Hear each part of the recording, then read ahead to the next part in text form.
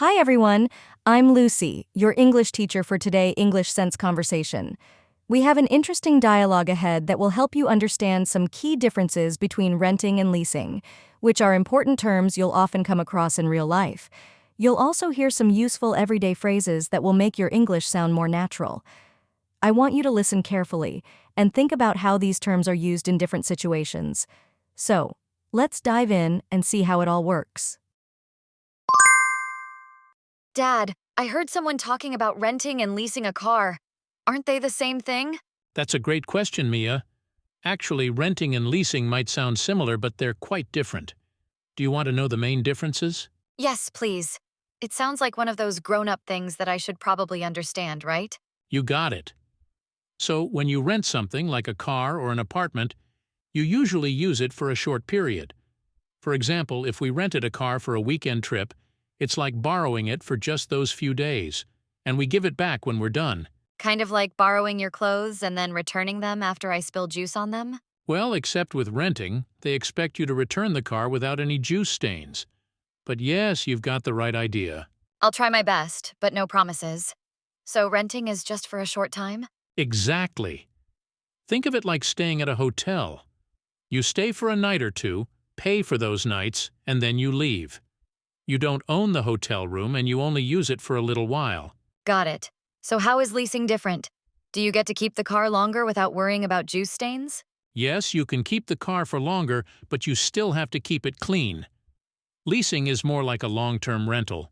When you lease something like a car, you sign an agreement to use it for several months or even years. So if we leased a car, we could keep it for a whole year?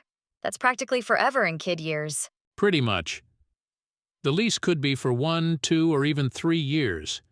But with leasing, there are some rules, like how many miles you can drive or how much wear and tear the car can have. It's kind of like borrowing it, but you have to take really good care of it. No juice stains. I get it. What happens at the end of a lease? Do you give the car back, or do they make you keep it forever because of all the juice stains? No, you give it back. But sometimes you can choose to buy the car at the end of the lease if you really like it. During the lease, though, you're just paying to use it. Okay, so leasing is long-term, but you still don't own the car. Can you lease a car and then cover it in stickers? Asking for a friend? I think your friend would have to keep the car spotless. No stickers allowed. With both renting and leasing, you don't own the car, but the big difference is the time. Renting is short-term, leasing is long-term, but in both cases, you have to return it in good condition. Bummer. So, does this work the same way with apartments? Can you lease an apartment and put stickers all over the walls? Some landlords might not mind, but usually it's the same deal. When people rent an apartment, it's often for a shorter time, like a few months. But if you lease an apartment, it's usually for a year or more. And just like a car lease, you have to follow the rules. Like, no stickers, no juice stains? Exactly. When you lease an apartment, you agree to live there for a while and take care of it. You sign a lease agreement, which says how long you'll stay and how much you'll pay each month. So, renting an apartment is like crashing at a friend's house for a bit, but leasing is like agreeing to be their roommate for a whole year? That's a pretty good way to look at it. Renting is more temporary, like staying at a friend's house, while leasing is making a longer commitment. Either way, you still have to pay rent every month. Gotcha. And what if I just wanted to buy an apartment and cover it in stickers? Then no one could tell me no, right? Well, when you own something, you can do whatever you want with it, stickers and all. Owning means it's completely yours. But with ownership comes responsibility. You're the one who has to take care of repairs, maintenance, and even pay taxes. Responsibility? I'm out. Just kidding. But owning sounds like a lot more work. It can be. But some people like the freedom that comes with owning something. They can make all the decisions, like where to put the stickers. So when you own a car, you can drive it as much as you want, right? No more limits? Exactly. No more limits on miles or anything like that. But you also have to handle any problems the car has, like fixing it when it breaks down. That's why some people prefer leasing or renting. It's less work. I think I get it now. Renting is short-term, leasing is long-term, and owning is forever. but with more grown-up stuff like repairs. You nailed it. Renting and leasing are great options when you don't want the full responsibility of owning something or if you just need it for a little while. Thanks, Dad. Now, can we rent a car and take a road trip? I promise no juice stains this time. We'll see. But when we do, you'll be in charge of keeping it clean. No stickers or juice allowed. Deal. But can we at least get a car with lots of cup holders? I'll add that to the list of requirements. Hi everyone, I'm Lucy, your English teacher for today. We just watched a really fun and informative conversation between Mia and her dad, George. They talked about renting, leasing, and owning things like cars and apartments. These are concepts you'll come across often as you grow up. So today we're going to dive into some of the useful vocabulary and phrases from that dialogue. By the end, you'll be able to understand these terms and use them confidently in your own conversations. Let's start with the word rent. In the conversation, George explained renting very simply. He said, when you rent something, like a car or an apartment, you usually use it for a short period. Rent. Rent. Rent means to pay money to use something for a short time, like a car, apartment, or even a bike.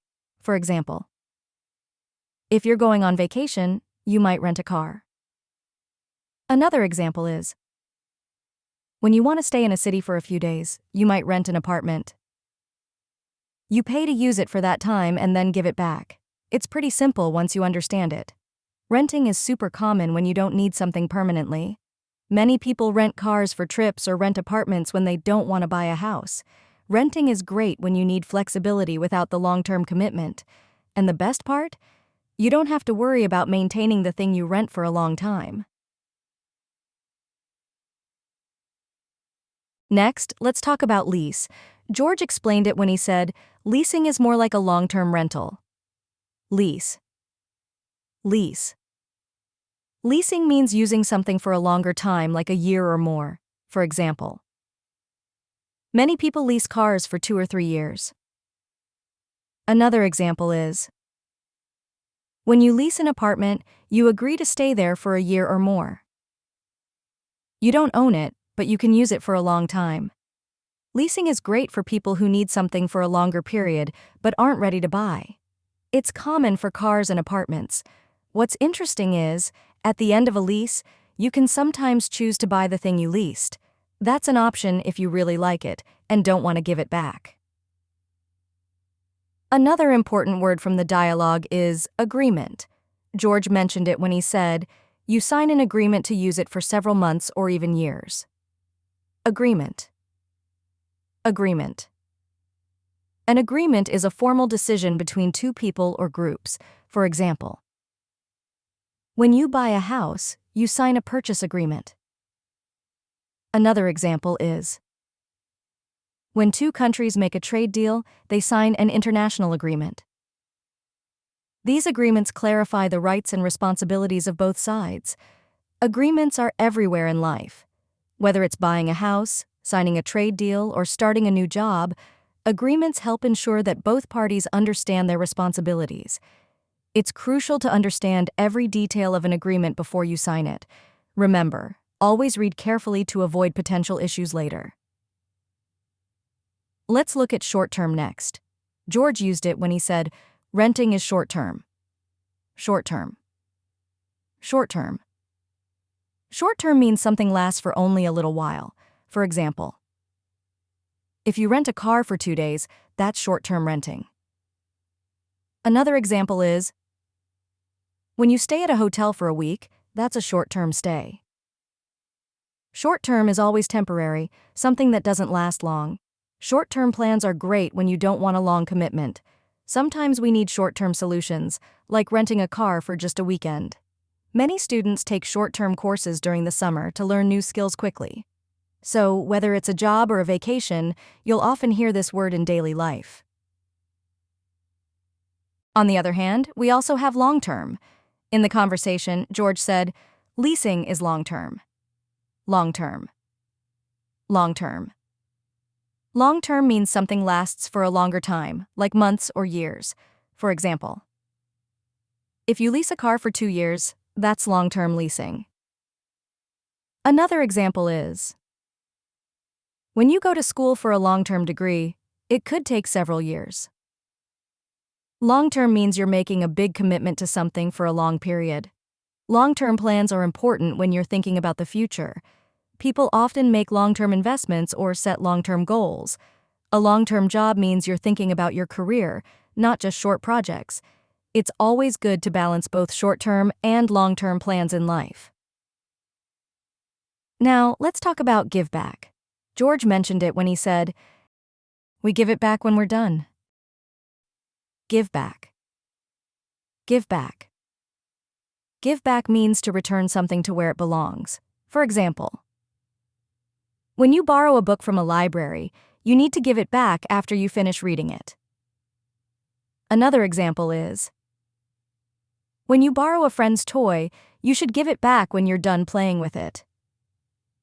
It's polite and expected to give things back when you're finished with them. Giving back is not just about returning things, but also about being responsible. When you borrow something, the person who lent it to you trusts you to return it in good condition. It's the same in life. Whether it's time, help, or money, it's always nice to give back to those who have helped you. This builds trust and respect in relationships. Let's look at the word sign. In the conversation, George mentioned it when he said, "You sign an agreement." Sign. Sign. Sign means to officially write your name on something. For example, when you start a new job, you'll sign a contract. Another example is, when you join a club or organization, you might sign a membership form. Signing means you agree to the terms in a document. Signing documents is a very important step in many situations. Whether you're renting a house, starting a new job, or even getting a bank account, you'll need to sign. It's always a good idea to read and understand what you're signing first. This makes sure you know what you're agreeing to. Another interesting word is commitment. George mentioned it when he said, "Leasing is making a longer commitment." Commitment. Commitment. Commitment means promising to do something for a long time. For example, when you decide to take care of a pet, that's a big commitment.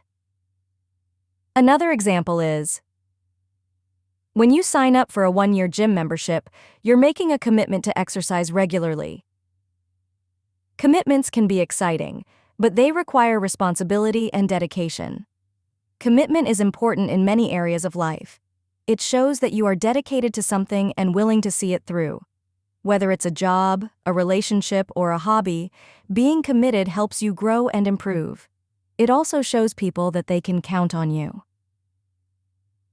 Let's talk about gotcha. Mia used this when she understood something her dad explained. She said, "Gotcha. Gotcha. Gotcha." Gotcha is a casual way to say, "I understand." For example, when a friend explains how to play a game, you might say gotcha to show you get it. Another example is, when someone tells you where to meet them and you reply, "Gotcha." It's a very informal way to confirm you've understood something. Gotcha is a fun and simple way to show you understand. It's often used in casual conversations between friends. You'll hear it a lot in movies or TV shows too. So next time you understand something quickly, try saying gotcha. It's a great way to keep the conversation light and friendly. Now, let's talk about wear and tear. George used this phrase when he said, "There are some rules, like how much wear and tear the car can have." Wear and tear. Wear and tear. Wear and tear means the normal damage that happens over time when something is used. For example, when you use a backpack every day, over time the straps might start to show wear and tear. Another example is, when you drive a car daily, the tires will eventually show wear and tear. It's expected with things you use regularly. Everything experiences wear and tear over time. It's part of life, especially with things we use daily like clothes, shoes, or even phones. The key is to take care of your things to minimize wear and tear. By doing this, you can make things last longer and save money in the long run. Let's talk about grown up. In the conversation, Mia said this when she referred to adult things. It sounds like one of those grown-up things that I should probably understand. Grown up. Grown up. Grown up is a casual term for an adult. For example, when kids talk about something complicated, they might say, "That's for grown-ups." Another example is, when you're referring to things like jobs, bills, or responsibilities, you can say, "Those are grown-up matters." Grown-up is an easy and fun way to talk about adult things. Being a grown-up means taking on more responsibilities. You'll hear this word a lot when talking to kids or teens. It's a lighter way to say adult, and often used in everyday conversation. As you get older, you'll start thinking about more grown-up things, like jobs, paying bills, and making big decisions. Finally, let's look at bummer. Mia used this word when something didn't go as she expected. Bummer. Bummer. Bummer. Bummer is a casual way to say that something disappointing happened. For example, when your plans get canceled, you might say, "That's a bummer." Another example is, when you don't do well on a test, you can say, "What a bummer." It's a way to express feeling let down or disappointed. Bummer is very common in casual conversation. It's a simple way to show disappointment without being too serious. You'll often hear it in movies or TV shows when someone's plans don't go right. Next time you feel a little disappointed, you can say bummer. It's a great word to keep things light, even when things don't go your way. And that's a wrap. We learned some important words today about renting, leasing, and making commitments. If you have any questions or need more examples, feel free to leave a comment or ask me directly. I'm always here to help, and I hope you had fun learning these new words. See you in the next lesson.